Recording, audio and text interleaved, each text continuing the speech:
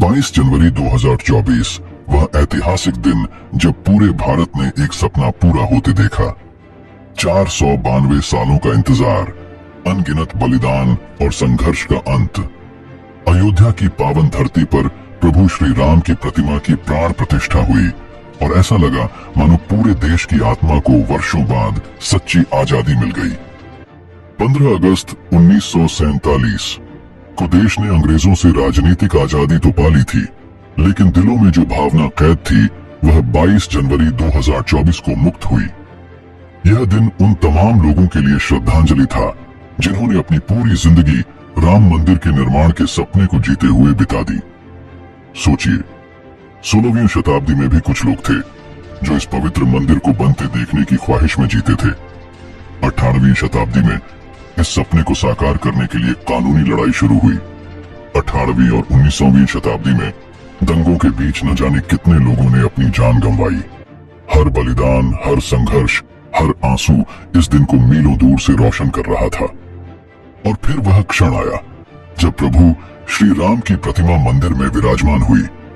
ऐसा लगा जैसे देश की सामूहिक चेतना पर सदियों से रखा हुआ एक भारी पत्थर हट गया हो। यह सिर्फ एक मंदिर का निर्माण नहीं था, यह उन भावनाओं का सम्मान था जो पीढ़ी दर पीढ़ी इस सपने को जीती रही। उस दिन पूरे भारत में केवल भक्ति, गर्व और आनंद की गंगा बह रही थी। आज भव्य राम मंदिर की प्राण प्रतिष्ठा को 1 साल पूरा हो चुका है और यह एक ऐसा साल रहा है जिसने केवल अयोध्या ही नहीं, पूरे देश की सांस्कृतिक, धार्मिक और आर्थिक चेतना को एक नई ऊंचाई दी है। इस ऐतिहासिक वर्ष में अयोध्या ने वह देखा और महसूस किया जो पिछले कई शताब्दियों में मुमकिन नहीं हो पाया था। इस 1 साल में दुनिया भर से 135 करोड़ से अधिक भक्तों ने अयोध्या का रुख किया और रामलला के दर्शन का सौभाग्य प्राप्त किया। इनमें से 11 करोड़ श्रद्धालु तो बीते 6 महीनों में ही अयोध्या आए। रामलला के दरबार में चढ़ावे के रूप में भक्तों ने 363 करोड़ रुपए अर्पित किए। यह आंकड़ा बताता है कि प्रतिदिन 1 करोड़ रुपए से अधिक का चढ़ावा भगवान श्री राम के चरणों में समर्पित हुआ। भक्तों ने 20 किलो सोना और 13 किलो चांदी भी अर्पण की, जो उनकी अटूट श्रद्धा और भक्ति का प्रतीक है। राम मंदिर के निर्माण के साथ अयोध्या में अभूतपूर्व आर्थिक और सामाजिक बदलाव हुए हैं। रियल एस्टेट के दाम 10 गुना तक बढ़ चुके हैं। जमीनों और घरों की मांग इतनी बढ़ गई है कि अयोध्या आज भारत के सबसे तेजी से विकसित हो रहे क्षेत्रों में शामिल हो गया है। शहर में कई 5 स्टार होटल खुल गए हैं और छोटे मोटे होटलों की बाढ़ आ गई है।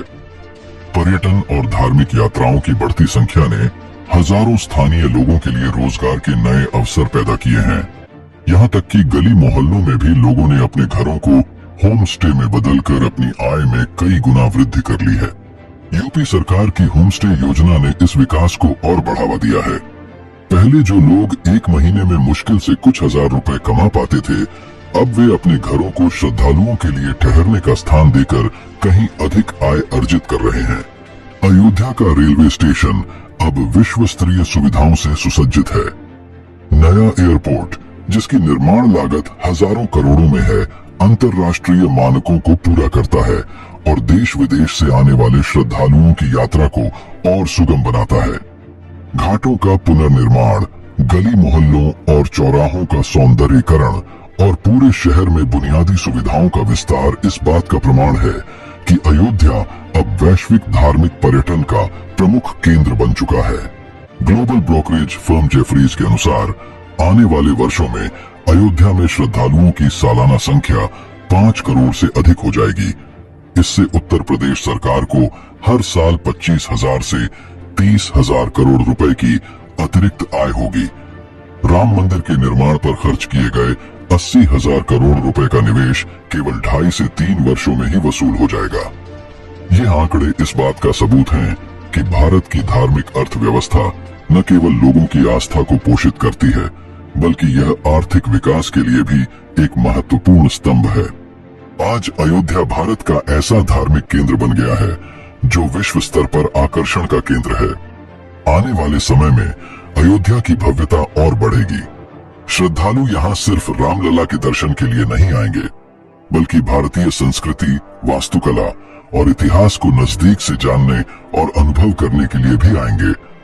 राम मंदिर केवल ईंट और पत्थरों का ढांचा नहीं है, यह करोड़ों लोगों की आस्था, समर्पण और बलिदान का प्रतीक है।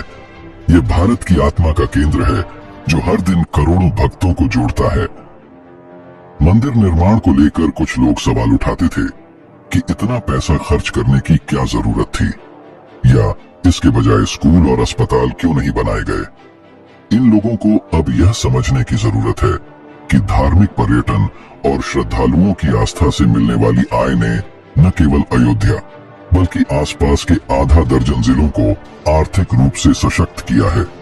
राम मंदिर का निर्माण केवल एक धार्मिक स्थल का निर्माण नहीं है, यह भारत की सांस्कृतिक पहचान का पुनरुद्धार है। यह मंदिर उस संघर्ष, बलिदान और प्रतीक्षा का फल है जो सदियों से करोड़ों राम भक्तों ने किया। सच तो यह है कि अयोध्या आज अगर हमें एक सुखद कहानी की तरह लग रही है, तो इस कहानी के बहुत सारे हीरो भी रहे हैं। आज राम मंदिर की प्राण प्रतिष्ठा की पहली सालगिरह पर यह जरूरी हो जाता है कि हम एक बार फिर से अपनी आज की जनरेशन को यह बताएं कि इस मंदिर के पीछे कितने महान लोगों का बलिदान छिपा है। हम सभी जानते हैं कि 1528 में अकबर के कहने पर उसके सेनापति मीर बाकी ने राम मंदिर को तोड़ दिया था और उस जगह पर बाबर के नाम से मस्जिद बनाई गई थी। यह एक दुखद घड़ी थी, लेकिन फिर भी लाखों हिंदू अपने विश्वास और श्रद्धा के साथ अपनी पूजा करते रहे। इसके बाद लगभग 150 साल तक कोई हलचल नहीं हुई।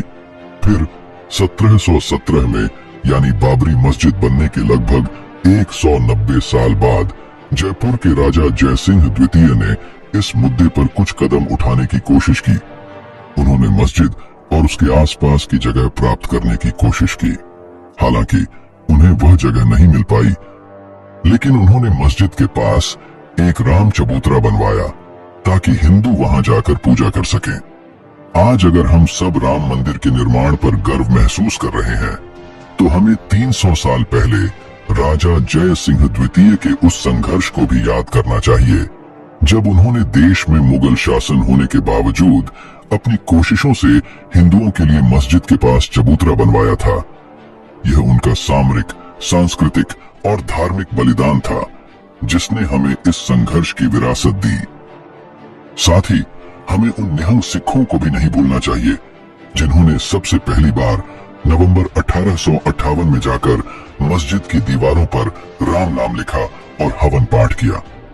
यह उस समय का एक ऐतिहासिक घटनाक्रम था, जब बाबा फकीर सिंह के नेतृत्व में निहंग सिखों ने मस्जिद में प्रवेश करके यह दिखाया कि उनका दृढ़ संकल्प था कि मंदिर की जगह को हर हाल में वापस प्राप्त किया जाए। यह पहली घटना थी जब हिंदू और सिखों ने मिलकर ऐलान किया था कि वे मंदिर की जगह को फिर से पाने के लिए किसी भी हद तक जाने को तैयार हैं। यह संघर्ष और बलिदान हम सभी के लिए प्रेरणा है, और यही वह प्रेरणा है जिसने हमें इस भव्य राम मंदिर तक पहुंचने की दिशा दी।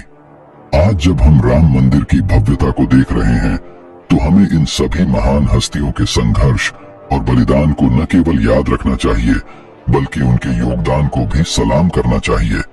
इस संघर्ष ने हमें यह सिखाया कि एकता, श्रद्धा और संघर्ष से कुछ भी असंभव नहीं है।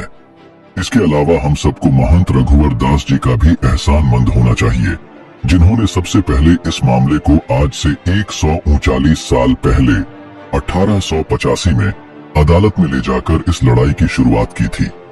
उस वक्त महंत रघुवर दास जी राम चबूतरे पर छतरी लगवाने की अर्जी लेकर अदालत में पहुंचे थे, लेकिन अदालत ने इसे ठुकरा दिया। हालांकि इस एक घटना ने हमें यह भी बता दिया कि निर्मोही अखाड़े ने कितने साल पहले मंदिर की लड़ाई शुरू की थी। बाद के सालों में विवादित जगहों पर हिंदुओं और मुसलमानों के बीच छिटपुट लड़ाइयां भी होती रही।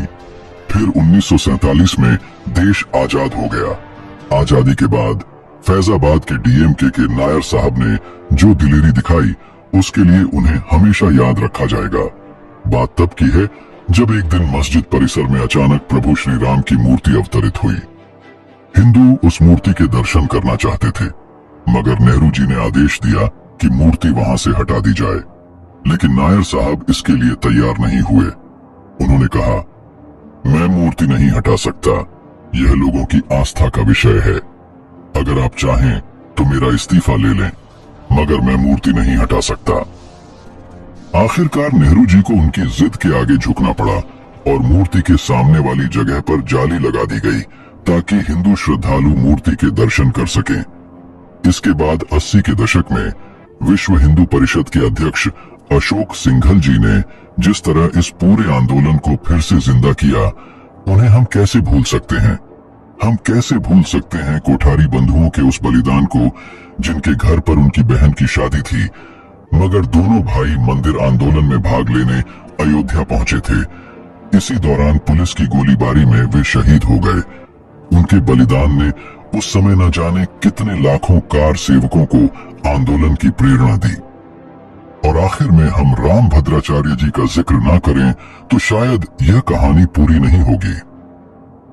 राम भद्राचार्य जी का योगदान इस आंदोलन में अभूतपूर्व था और उनके संघर्ष ने राम मंदिर के निर्माण की दिशा में महत्वपूर्ण भूमिका निभाई। आज जब हम राम मंदिर के भव्य रूप को देख रहे हैं तो हमें उन सभी महान हस्तियों के बलिदान, संघर्ष और योगदान को हमेशा याद रखना चाहिए, जिनकी वजह से यह सपना आज सच हुआ। यह उनके अथक प्रयासों का परिणाम है कि हम आज इस गौरवमयी क्षण का आनंद ले रहे हैं।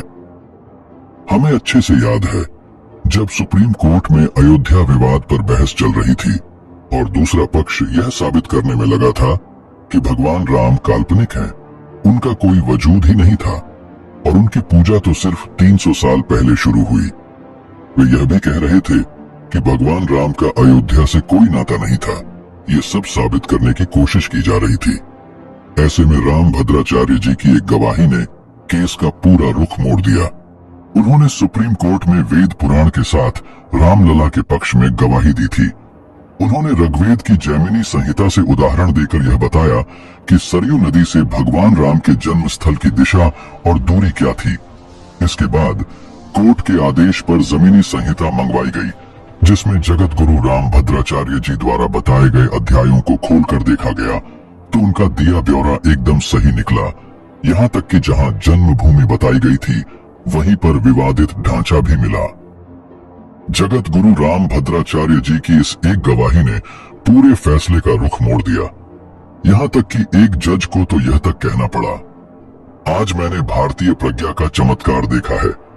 जो आदमी आंखों से देख नहीं सकता वो वेदों और शास्त्रों के विशाल वाक्यांश से उदाहरण पेश कर रहा है। यह वाकई कमाल है।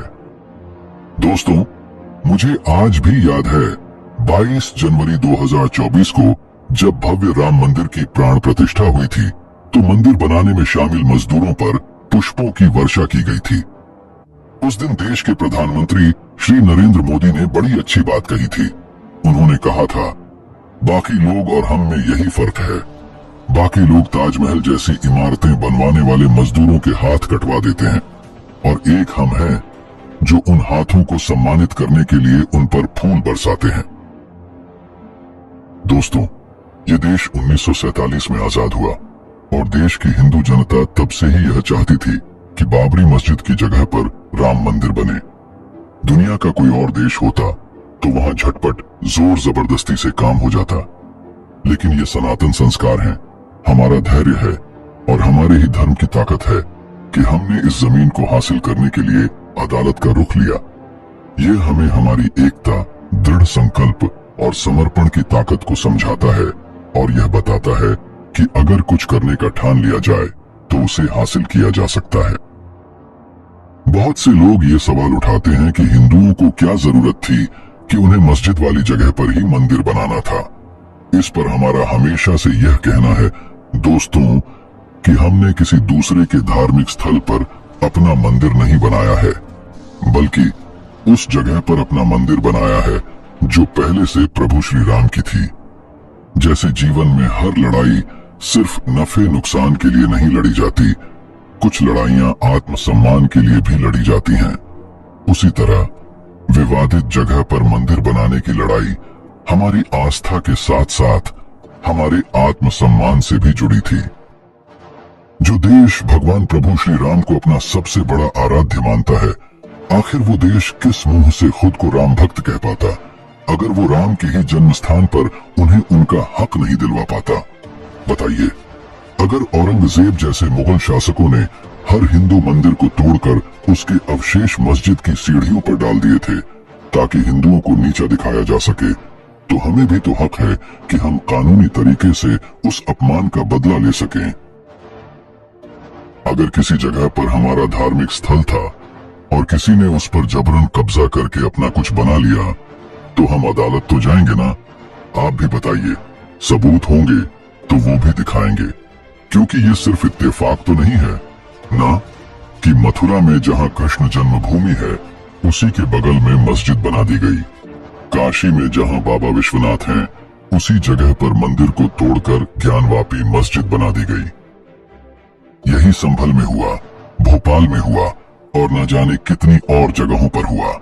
एक अनुमान के अनुसार ऐसी 3000 से ज्यादा जगह हैं जहां सालों तक जानबूझकर सिलसिलेवार तरीके से एक वर्ग को नीचा दिखाया गया। अब ये उस वर्ग की भी जिम्मेदारी थी कि वह अपने आत्मसम्मान की रक्षा करे। अयोध्या में भव्य श्री राम जी का मंदिर बनाना उसी आत्मसम्मान की लड़ाई का एक हिस्सा था। बहुत सारे मामले अभी कोर्ट में हैं। ज्ञानवापी जैसे मामलों में तो मंदिर होने के सबूत इतने साफ हैं कि उसमें कोई इनकार ही नहीं कर सकता। कुछ मामलों में अभी सुप्रीम कोर्ट ने सुनवाई पर रोक लगा रखी है, लेकिन राम मंदिर का बनना यह बताता है दोस्तों कि अगर किसी समाज में अपना हक पाने की जिद है, उनकी नीयत साफ है, उनका दावा मजबूत है, तो आज नहीं तो कल जीत उन्हीं की होगी। अयोध्या में राम मंदिर की स्थापना ने इस देश को वो आत्मसम्मान और गौरव दिया है। हम सब खुशकिस्मत हैं कि हमारे जीवन काल में यह सब संभव हो पाया। बाकी आप लोग इस सब पर क्या सोचते हैं? क्या हिंदुओं को अयोध्या की तरह यह लड़ाई बाकी जगहों पर भी लड़नी चाहिए जहां कभी हिंदू थे?